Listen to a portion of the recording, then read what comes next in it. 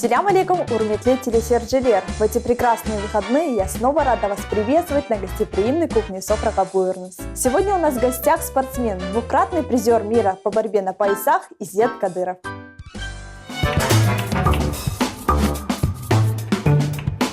Герой сегодняшней программы – борец по жизни и призванию. Изет Кадыров увлекся греко-римской борьбой еще в 10-летнем возрасте и активно развивался в этом направлении. На сегодняшний день у Изет Бея на счету множество побед и наград. Такое достижение стало возможным благодаря его упорству и целеустремленности. Не останавливаясь на достигнутом и имея огромное желание передавать свои знания и опыт молодому поколению, он обучает детей и помогает максимально раскрыть их способности. А на кухне Софрака Буйрнус Изет Кадыров расскажет о своих успехах в мире спорта и поделится своим рецептом. Изет, селям алейкум, хош келдіңіз. Алейкум селям, сағылыңыз. Как ваше настроение? Хорошо, сағылыңыз. Утро началось с зарядки, а потом я выехал к вам в Симферополь. Интересно, все спортсмены начинают свое утро с зарядки? Скорее всего, да, которые профессионально занимаются греко-римской борьбой. Я так не только сам тренирую, также и своих деток. Мы с утра просыпаемся на зарядку. Откройте секрет, что я не делаю зарядку. Вы не делаете? Да. Нет, я делаю. Думаю, после общения сегодня с вами я начну ее делать. Изет, мы сегодня будем готовить изумительное блюдо, такой весенний салат. Что это будет? Расскажи подробнее. Это весенний салат, так как сейчас весна, нужны витамины. Нашим спортсменам всем я рекомендую очень. Если я не успеваю покушать перед тренировкой, я обязательно делаю салат и набираюсь витаминов. И полноценная тренировка у меня вполне происходит. Обеспечено, да? Да. Хорошо, какие продукты нам понадобятся? Перечисли. Нам надо капуста, морковь, огурцы, помидоры и лимон. Соль. А я смотрю, тут у нас еще... Лук есть и укроп. Куда без зелени? Никуда. Да. Так, пожалуйста, Изет, с чего мы начнем? Начинаем мы с нарезки огурцов. Хорошо. И капусты. Чем могу тебе помочь я? Если можно капусту нарезать. Я огурцы возьму на себя. Очень люблю капусту, кстати. Да, кстати, витаминов на весну очень... Много. Много. Хорошо. Как мы нарезаем огурцы? Огурцы мы нарезаем кубиками, Угу. а капусту, если можно, нарежь мелко. Хорошо. Постараюсь это сделать. Изет, будем знакомиться. Вот честно, я тебя вижу впервые. Расскажи о своем детстве, с чего все началось, как познакомился со спортом. Ага. Началось все с того, как я переехал с Узбекистана в Крым. Угу. То есть родился ты в Узбекистане, да? Да, в Самарканде. Переехал я в Крым. Как мне, конечно, повезло, прям рядом, меньше даже километра, у меня был спортивный зал. Это где? В Узбекистане здесь? Не, в Крыму, да, в Саках. Отделение греко-римской борьбы, где я пошел и начал заниматься спортом, да. А сколько тебе лет было, когда вы переехали? Если я не ошибаюсь, 10 лет. Он тоже был взрослый, да? Да. В Узбекистане я ничем не занимался. Занимался теннисом. И, конечно, потом я начал упорно заниматься греко-римской борьбой. Этот вид мне спорта с детства нравился. Я даже в Самарканде боролся. Не знал, что есть даже такой вид спорта, наверное. Маленький. Что, как просто увлечение? Да. Думаю, просто увлечение. Когда приехал сюда, я начал как-то тренироваться, и мне как-то это понравилось. Я даже сам не понял, как я остановился на этом виде спорта. Интересно. Да. А почему именно этот вид спорта ты выбрал? Греко-римская борьба. Не знаю, потому что, скорее всего, если была бы вольная, я бы на вольную пошел бы. Рядом была греко-римская, из-за этого пошел. То есть это действительно стечение обстоятельств? Да. А кто был инициатором того, чтобы ты пошел вот именно на эту секцию? Честно сказать, моя биташка, наверное. Дашка? Да. Что сказала? Бар огланом? Бар огланом, говорит, иди, сходи, посмотри, если понравится, останешься. Мне понравилось, и я сразу остался. Учитывая то, что молодой парнишка. Да. Спорт это всегда... Я тренеру сразу понравился, да, у меня еще такой азиатский дух, скажу. Приехал и сразу начал, бороться, сразу начал, проявлять свой характер. Первое соревнование я занял первое место. Надо же, так сразу в лоб. Да, Помнишь стараемся. свои первые соревнования? Честно говоря, нет. Просто мне уже рассказывают, медаль вижу, помню, это было 29 килограмм, если я не ошибаюсь. Весовая категория. В Симферополе, да. Сколько тебе лет было? 10. 10 лет. Да. Надо же, какой ты молодец. А Биташка что сказала, когда ты сказал, Бита, я победил? Бита победил. Конечно, это в первую очередь гордость для родителей, для семьи. Биташка меня похвалила. не ошибаюсь, что-то какой-то презент купила. Да? Что-то было, да. Шоколадка, небось? Хотя для спортсмена шоколадка, думаю, это не такой уж большой Нет, для презент. меня, конечно, в такие годы шоколадка тоже презентом была. Да. Довольствовался, чем есть, так Это сказать. хорошо. Как продолжалась дальнейшая твоя спортивная жизнь? Учился до 7 класса Мгм. в САКах. Потом я поступил в Крымское высшее училище Олимпийского резерва, которое находится в Симферополе, село Краснолесье. После 7 класса ты поступил, да? Да, да. Это заочная форма обучения? Очно, очно. Я там жил, я там тренировался, там все условия. Там все условия, там и тренироваться, и образование дают хорошее.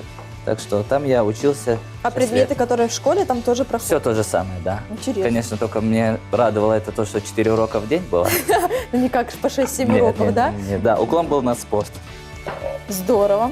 Что было после того, как ты поступил? Сколько лет ты там обучался? Обучался я там 6 лет, 4 года с 8, получается, по 11. Мгм. И потом я поступил, 2 года там студентом остался при ТНУ. Закончил я там и получил среднее специальное образование. Изет, несмотря на то, что ты увлекался спортом, знаю, что ты поступил на факультет туризма. Да. Как это так? Поворот судьбы такой интересный. Ну, честно сказать, туризм мне тоже очень сильно нравится, потому что мы как спортсмены ездим по разным странам, видим, как люди живут, как люди развиваются. Мне очень, нравится, так скажем. И я поступил на туризм, где получил высшее образование. Это было целенаправленно. Целенаправленно, да. А сейчас ты обучаешься? Нет, я также тренирую пока деток, потому что, честно сказать, детки для меня это, скорее всего, не знаю, это моя сейчас пока цель. Я хочу, чтобы мои дети добились таких результатов, которые даже тренер не добился. Чтобы Я тебя думаю, опередили, конечно, да? конечно. Думаю, что это хорошая цель, действительно. Да, да. Если ты будешь к ней усердно идти, у тебя все получится. Да, вот идем потихоньку, стараемся, Уверена к своей цели. уверены к своей цели, да. Здорово. Ну хорошо, но ты столько раз упомянул о детках, расскажи тогда о тренировках. Как ты пришел к тому, чтобы тренировать деток? Честно сказать, я, когда учился в училище, все мне говорят, куда поступишь, на кого? Я думал, что да нет, я не буду тренером, это не мое, как-то вот так. А потом я с детства у меня родители говорят, что я с детьми лажу. Ага. Общий язык находишь. Общий язык быстро нахожу, да, дети меня любили, и я как-то вот потихоньку начал втягиваться в это, и как-то само произошло. Я видел, как тренер нас тренирует, я ездил на тренировочные сборы, в Украине был, в России, на тренировочных сборах, видел, как тренируют, например, детей. И это все быстро очень перенял. И, честно сказать, я, как говорят, в своей сфере я отдыхаю, когда тренирую своих детей. Как говорят, рыба в воде. Рыба в воде, да. Здорово. А сколько деток у тебя тренируется? Какого возраста? Ага, возраст разный. В основном с 8 лет, с 8, до 22 где-то вот так, до 20. Даже так, да? Да. Что твои ровесники? Мои ровесники, да. Это здорово, наверное, к другу приходить на тренировки. А Да, чё бы друг нет? твой тренер. А чё бы нет, да. Да, они тренируются все со мной, я им также рассказываю. Я же сам еще тренируюсь. Мгм. Вот они у меня перенимают опыт. Параллельно так здорово. Конечно, да. Вообще, с какого возраста можно заниматься греко-римской борьбой? Греко-римской борьбой надо заниматься, я думаю, с 10-11 лет. Это уже как-то более-менее притягивается к этому виду спорту. А именно, чтобы вот профессионально, я думаю, с 14-13 лет. А к тебе детки приходят с 8 лет? С 8 Это просто лет. физическая подготовка? Да, такая? да, с физической подготовкой. Но они ходят у меня, конечно, уже и профессионально, я так скажу, потому что у меня есть братишка, которому 8 лет, и он не отмажется. Он, когда тебе приходят гости сразу, да, ага, давай поборемся. Да, очень часто. Как семья относится к тому, что ты выбрал направление спорта? Ну, хорошо. Конечно, мои родители всегда меня поддерживают, всегда для меня ставят цели во всех сферах, так скажем. Они мне делают все, чтобы я стал чемпионом. Вот. На определенные соревнования они мне мотивируют, так, в первую очередь, скажем так. Поддержка очень сильная со стороны родителей. Да, ты ведешь себя по-другому, когда знаешь, что за твоими плечами есть поддержка. Да, такая ответственность, как мои родители, да. Да, здорово. Посмотри, как я красиво нарезала капусту. Теперь тебе надо выжать лимонный сок. И Сюда, да? Сюда же, да, и посыпать солью. Интересный такой способ приготовления. Ну, а соль это, конечно, так все тонко, на любителя. Да. Я это всегда делаю на глаз. А ты? Я тоже. Изет, как часто ты готовишь? Правду? Правду, я слушаю сейчас. Готовлю я очень редко. Если мама дома, то она всегда готовит. А так я сам Хорошо, готовлю. это Бывает. здорово. Бывает. Ну, по-любому, даже если ты не готовишь, у тебя есть любимое блюдо. Да. Э? Это манты, конечно. Угу. Это самса. Так, и это плов. Ой, как здорово, я тоже люблю манты. Изет, смотри, выдавливаю лимонный сок, правильно я делаю все? Да-да-да. Мгм. Я вижу, у нас еще огурцы есть. Желательно тщательно выдавливать лимонный сок. Мгм. Я представляю, какой тут будет аромат, когда салат впитает лимонный сок в себя. Изет, а помнишь ли ты своего первого тренера? Ну, конечно, помню своего первого тренера. Он до сих Расскажи. пор меня тренирует. Чем он тебе нравится? Возможно, у него есть какая-то особая тактика? Тактика. Я скажу, тренер это как второй отец, так скажем. Это который первый тренер. В моей жизни очень много тренеров, я так скажу. Тренеров, наверное, 5. И всем я очень благодарен своим тренерам. Первый тренер остается первым тренером. Это Апазов Заир Таирович. Можешь ему передать привет? Передаю привет Апазову Заиру Таировичу, своему первому тренеру. Чохсал у нас. Я очень рад, что такой человек меня тренировал и тренирует на протяжении уже 15 лет практически. Да, это немало, я скажу. Да, стараемся, тренируемся, и мы в одной команде срослись очень хорошо. Здорово. Я представляю, он сейчас смотрит эту программу и гордится, Ну, конечно, что у него есть такой спортсмен. стараемся. Изет, есть ли у тебя кумир в спорте? Честно сказать, кумира в спорте, может, в Либо детстве... спортсмен, который тебе импонирует? Честно сказать, не было такого у меня прям кумира в спорте. Мне нравились некоторые ребята, как борются. Это египтянин, Мгм. был такой Карам Габер, олимпийский чемпион. А чем он тебе нравится? Честно сказать, он демонстрировал такие же прогибы, как и я демонстрирую. Я далеко, конечно, не как он. Но все же сходство есть. Сходство видишь, есть, да. Мне очень нравится, как он борется, его техника, тактика. А чем он отличается от других? Так скажем, физически намного мощнее был. Резко, да? Да, всё да. Сейчас он завязал уже со своей карьерой. Но очень нравился мне этот спортсмен. Великий, скажем, спортсмен. Он, если я не ошибаюсь, в 2004 году в Афинах выиграл Олимпийские игры. В 2008 году он проиграл. Так. Попал в страшную аварию, еле вылечился, да. Да, я читал его биографию. В При 2012... смерти? Практически нет, были травмы, так скажем, которые в спорте я не мешали бороться. И в 2012 году он занял 2 место на Здорово. Олимпийских играх. Ну Так да, что- видимо, это действительно тот человек, который тебе импонирует, потому что его биографию ты все знаешь. Да, сила воли у него сильная, я так смотрю, честно сказать, по биографии. Мне очень он нравился, как он боролся, как он именно всю красоту греко-римской борьбы показывал на ковре. Ты не против, если я тебе помогу? Да. Изет, расскажи о том самом интересном случае, который произошел на сборах. На сборах конечно, много что происходило, но на соревнованиях я расскажу вам. Давай, расскажи. Я уже хочу посмеяться.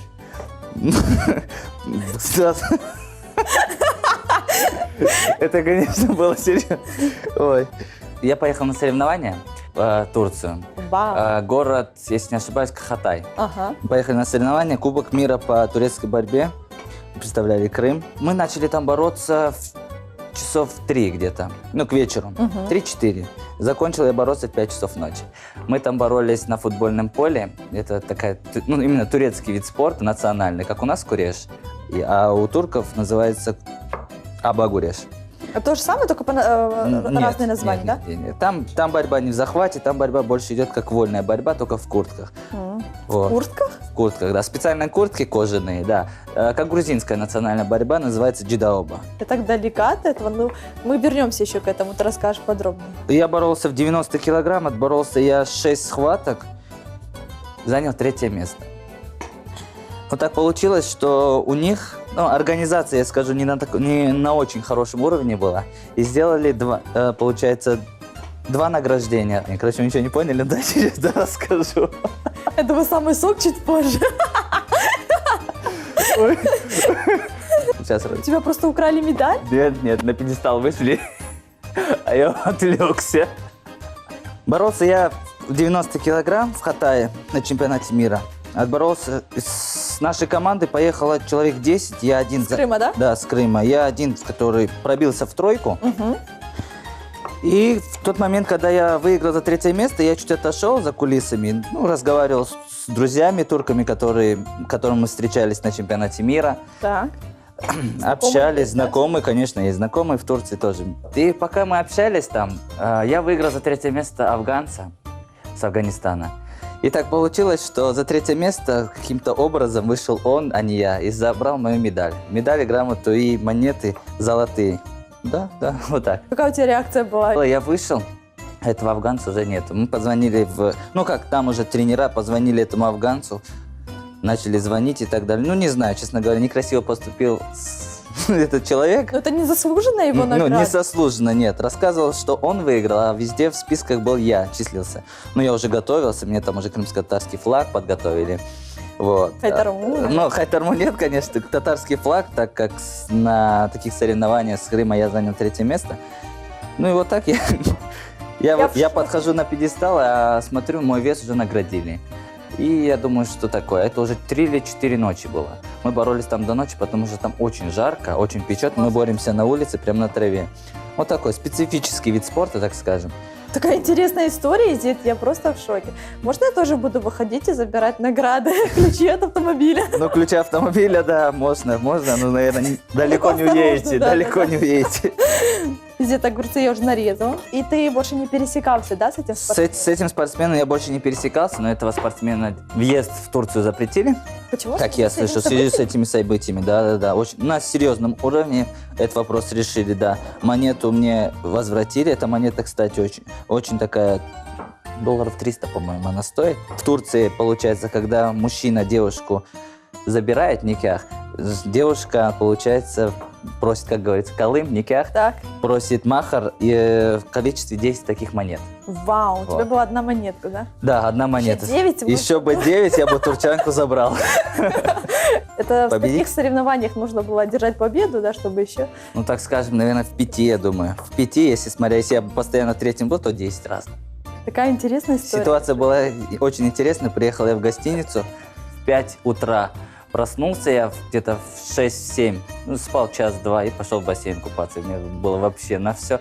Потом, конечно, мне это все вернули. Сагомс, конечно, мне все это вернули.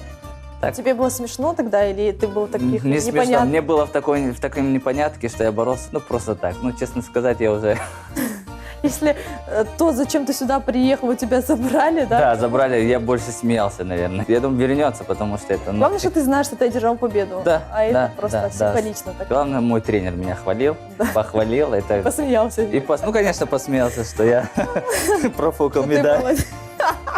Ни с кем не бывает. Бывает. Такой истории я еще не слышала. Да, было. Ильвинка, все нарезал. Сейчас мы переходим к помидорам. Хорошо, я буду тогда нарезать морковь. А выезжаешь ли ты с детками на соревнования? Конечно, выезжаем. Я же все-таки тренер, я же должен им экзамен проводить. Угу. Уроки у нас в неделю 5 раз. То есть у нас по 2 дня выходных, да? 2 дня, среда и воскресенье, да. То есть даже не подряд. Да. Стараемся их как-то, чтобы подряд, честно говоря, дети начинают уставать, и дети начинают забывать, что такое борьба, думают, что это тяжело. Из-за этого мы их тренируем, получается, 5 раз в неделю. По сколько часов? 2,5. Вау, Да, нужно да. еще все выдержать. Конечно, выдерживают, а потом приходит у нас 2-я смена. В месяц 2 соревнования мы точно обещаем. Обязательно, да? Обязательно, да. Я, конечно, честно сказать, еще молодой тренер, но все равно и дети радуют. Есть дети, которые потенциальные, есть, которые у меня на чемпионате Крыма заняли достойные места, призерами, 2-ми стали. У нас 4 человека сборной. Как проходит подготовка к соревнованию? Тщательно. Главное, чтобы ребенок не устал. Изначально у нас подготовка за недели 2 у нас идет полноценный тренировочный ковер, это борьба, так скажем. И потом мы потихоньку спад даем. Меньше нагрузок, да, больше отдыха, да, больше там на игры, такое, чтобы развлечение, чтобы дети просто расслабились, потому что на соревнованиях их ждет полноценная нагрузка. Подгоняют вес специально? У меня гоняют вес детишки. Честно сказать, ребенку не исполнилось 14 лет, То нельзя, да? то, я думаю, да, не стоит гонять вес. Это стресс для организма? Конечно, ребенок растущий, пусть растет, пусть кушает. Смотря какие соревнования тоже. Если соревнования обыкновенные, это даже если чемпионат Крыма, я думаю, не стоит гонять вес, надо бороться в своем весе, ни о чем не думать, кушать, как этому меня учил тренер. Какой у вас добрый тренер, Баллар. Изет, а какие ориентиры по подготовке вы перед собой ставите? В первую очередь, если перед соревнованиями, психологически.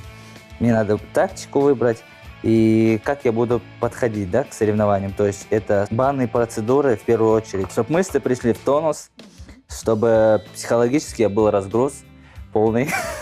В это время, думаю, вот, нужно избегать всяких стрессов, да? Да. И, честно сказать, в первую очередь, чтобы сильно себя не нагружать, так как не получить травму. Потому что травму получить очень легко. Хорошо, это ты говоришь о ориентирах по отношению к себе, а по отношению к деткам? Я, скорее всего, родителям говорю, если у нас соревнования, чтобы они одевались теплее, чтобы они берегли себя, потому что так как мы их готовим не напрасно, мы хотим, чтобы они завоевали только наилучшие места. Естественно. Да. Готовим их полноценно к борьбе психологически, что ты у нас чемпион, ты у нас все сможешь. Ты молодец, не Ты подведи молодец. команду. Ну, конечно. Только такими методами, я думаю, мальчик может не подвести Да. тренера. Очень Как такой моя легкий Нашка салат. готовишь, да. Здорово. Хорошо, что ты пришел к нам с таким легким рецептом. Его действительно можно быстро приготовить. Очень быстро, да, я его готовлю за 10-15 минут. Нужный салат для тренировок, потому что витаминов у спортсменов всегда не хватает. Нужны кальций, нужны витамины, так что... Изет, хотела бы спросить, а ты отказываешь себе в чем-то вот в еде, там, от сладкого, от мучного? Честно сказать, я себе не отказываюсь в еде, ни в чем. Я не переборчив в еде. То Анашка, конечно, готовит мне, то я ем. Это, конечно, это мясо в первую очередь, да. Но от витаминов я, конечно, не отказываюсь. Это от фрукты, я очень сильно люблю яблоки, бананы. Это для меня в первую очередь, даже Это на сборах, основа, да? на соревнованиях постоянно. Нарезал помидоры, тщательно перемешиваем, чтобы... Давай добавим соли. Изет, в спорте ты добился определенных таких успехов. Расскажи, интересно, вот твое мнение, как мнение эксперта, от чего зависит успех и как к нему добраться? В первую очередь успех зависит от дисциплины. Вовремя ложиться спать, Так. вовремя тренироваться. Мне, честно сказать, это помогло, скорее всего, мои родители, что вот именно мне... Соблюдали график, Да, да, соблюдали график. Отец мне вот вставай на тренировку, либо и так далее. А потом я это прижился, и все само пошло.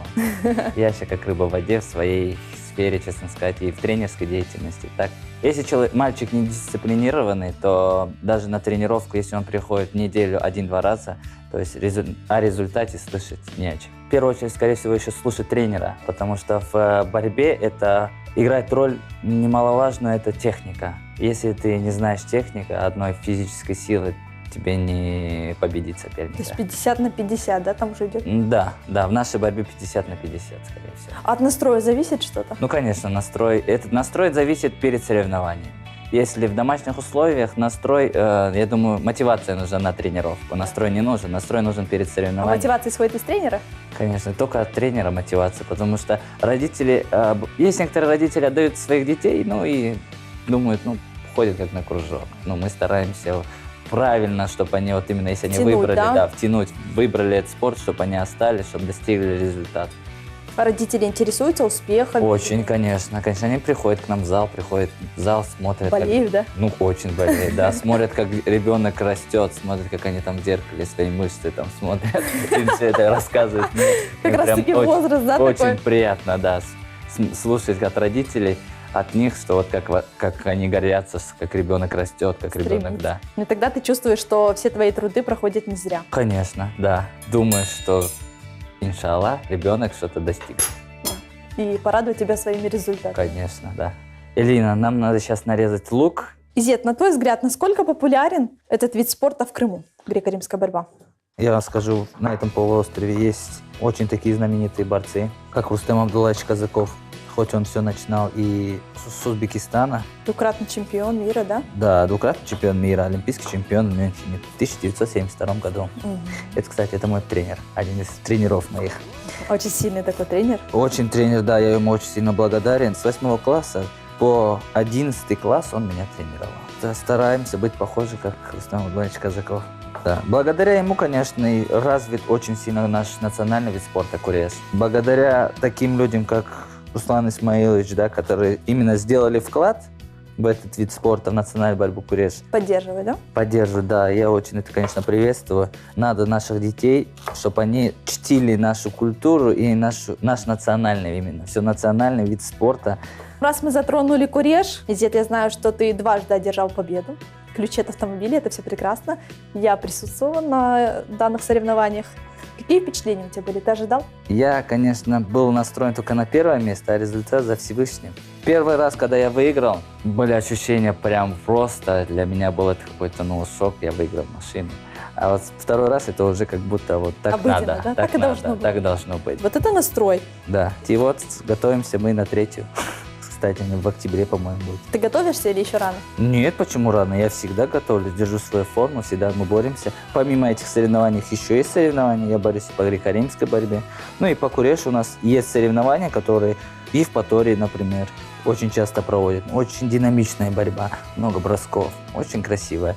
Из-за этого, я вот не знаю, может быть, и наш Искусство можно. национальный вид спорта и в Олимпиаду каким-то образом попадет. В каких странах помимо Турции ты был?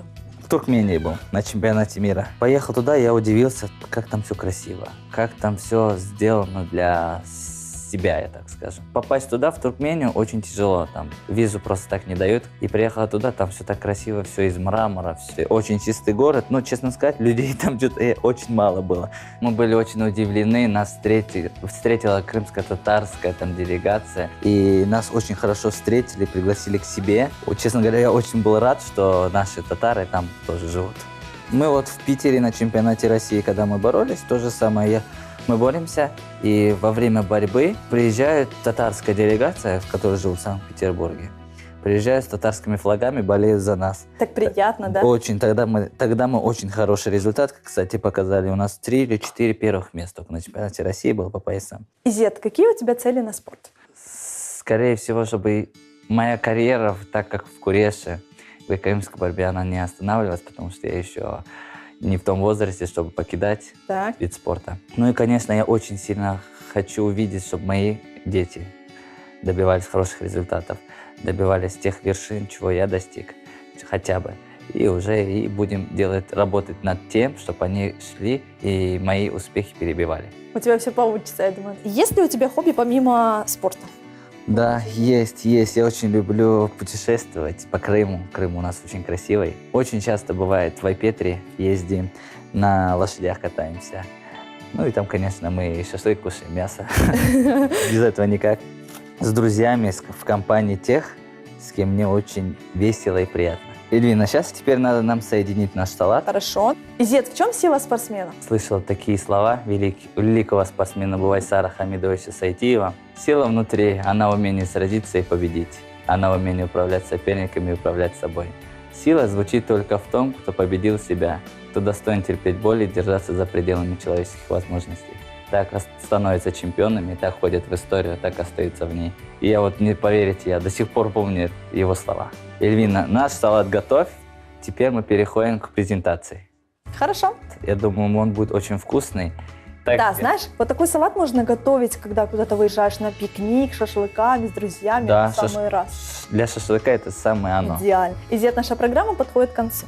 Что бы ты пожелал нашим дорогим телезрителям? Занимайтесь спортом, употребляйте правильное питание, будьте всегда в хорошем настроении. Удачи!